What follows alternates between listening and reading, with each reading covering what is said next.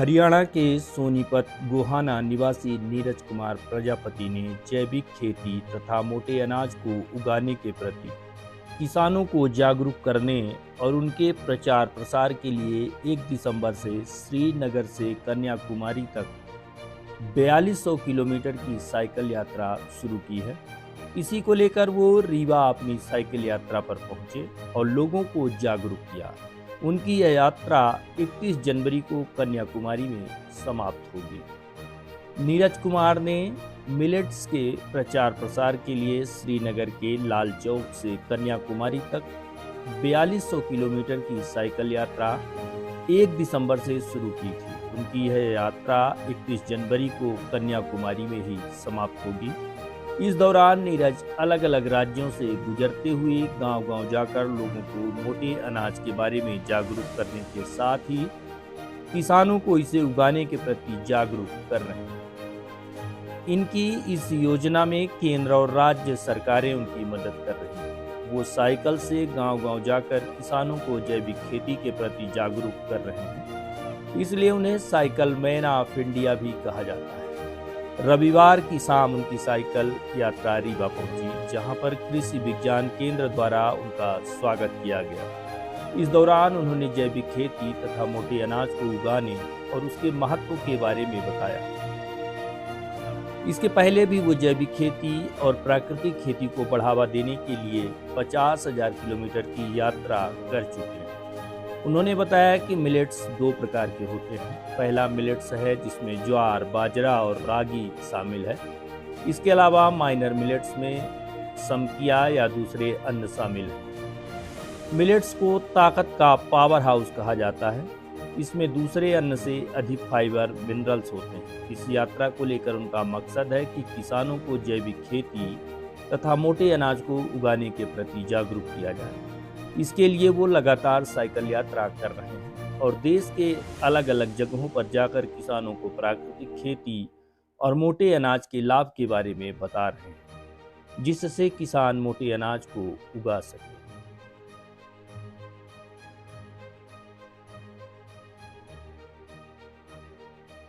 नमस्ते, जय जवान जय किसान जय विज्ञान। नमस्ते मेरे प्रिय किसान साथियों, आदरणीय गुरुजी एवं समस्त भारतवासियों। मैं नीरज कुमार प्रजापति, जो कि बाईसाइकिल मैन ऑफ इंडिया और the bicycle man of Indian agriculture के नाम से जाना जाता हूं। और अभी हम लोग, जैसे कि आप सबको पता है, 2023 जो इंटरनेशनल ईयर ऑफ मिलेट, जो कि भारत सरकार के द्वारा जिसको श्री अन्न और मोटे अनाजों की उपाधि भी दी गई है, तो हम लोग इंटरनेशनल ईयर ऑफ मिलेट्स को सेलिब्रेट करने के लिए और जागरूक अभियान करने के लिए हम लोग कश्मीर से कन्याकुमारी की एक यात्रा कर रहे हैं, जिसका नाम है 4200 किलोमीटर की यात्रा है, mission millet from Kashmir to Kanyakumari. हमारी जो ये यात्रा ये भारत सरकार के द्वारा सपोर्टेड है और इसमें हमारे जो कृषि विज्ञान केंद्र नेटवर्क है पूरे भारत में।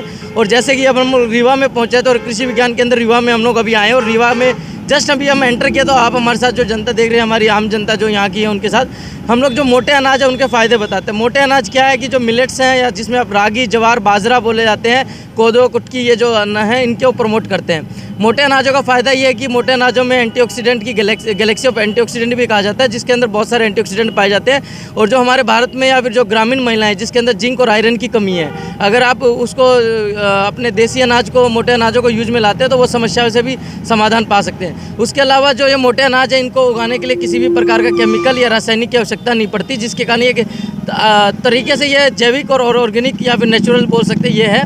इसके अलावा अगर हम बात करें तो जो जहाँ पे पानी की समस्या है, वहाँ पे अगर मिलेट की खेती करते हैं तो वहाँ से एक अच्छी पैदावार भी आती है और एक आमदनी भी होती है। उसके अलावा आप दिन पे दिन देख रहे हैं कि मौसम भी बदल रहा है, क्लाइमेट चेंज हो रहा है, तो अगर आप मिलेट की खेती करते हैं तो उसमें भी आप मौसम के अनुकूल, उसमें कोई मतलब आपको कमी नहीं आएगी, उसमें फ़ायदा ही रहेगा कि मतलब आपकी उपज बराबर रहेगी। तो हमारी जो यात्रा है ये इफ्को सागरिका, उसके अलावा हमारे नेशनल इंस्टीट्यूट ऑफ जो हमारे फूड प्रोसेसिंग के इंस्टीट्यूट निफ्टम सोनीपत, निफ्टम तंजावीर और हमारा Indian institute of millet research और भारत सरकार के द्वारा ये हमारी सम्मानित यात्रा है और सपोर्टेड है। और उसके अलावा मैं बताना चाहता हूँ हमारी जो ये यात्रा है, इस यात्रा को यूएन के द्वारा, संयुक्त राष्ट्र संघ, यूनाइटेड नेशन, एफएओ के द्वारा भी सम्मानित किया गया अंतर्राष्ट्रीय स्तर पे 190 देशों के साथ में। तो ये हमारी यात्रा। आज हम लोग कृषि विज्ञान केंद्र पहुँचे रीवा में और हमारे साथ आप देख रहे हैं कृषि विज्ञान केंद्र के अध्यक्ष in charge doctor Ajay Pandey sir. उसके अलावा आप मेरे साथ जो देख रहे हैं हमारे ये पूरा केवीके का स्टाफ है, जो हमारा कृषि विज्ञान केंद्र है, पूरे भारत का एक नेटवर्क है, सबसे बड़ा नेटवर्क है, जो किसानों को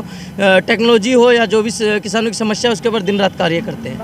क्या किए हैं आप? हाँ, हम लोग मिलेट्स को लेके अभी हम लोग कर रहे हैं। इससे पहले मैंने 2019 से साइकिल यात्रा कर रहा हूँ। वैसे मैं जो पीछे 50,000 किलोमीटर की भी एक यात्रा कर चुका हूँ जैविक खेती और प्राकृतिक खेती को बढ़ाने के लिए। और आज हम लोग मिलेट्स को बढ़ावा देने के लिए इसको एक भारत सरकार की तरफ से एज एम्बेसडर के तौर पर भी हम लोग प्रमोट कर रहे हैं। एक दिन में कितने दिन का सफर? देखिए, इसमें अगर एक दिन की बात करें तो हम अगर सुबह सही मौसम रहता है तो 5 बजे निकलने से हम लोग 250 से 300 किलोमीटर एक दिन की यात्रा खींच सकते हैं हम लोग।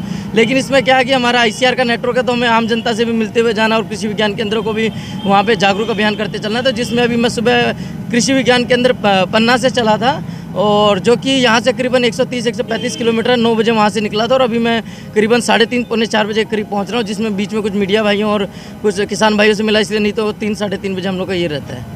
एक दिन में मतलब 100 से 200 100 से ऊपर ही चल रही है। और क्या है कि कश्मीर से निकले थे तो पहाड़ी इलाका था, वो था, ठंड थी। अब पर डे का हमारा 100 के ऊपर एवरेज आ रहा है, क्योंकि अब जब हम यहाँ से कटनी जाएंगे तो कटनी हमारा 160 किलोमीटर है, तो वो भी कटनी भी हम सुबह 5 बजे निकलेंगे, तो कोशिश रहेगी 2-3 बजे तक कटनी भी लगा देंगे।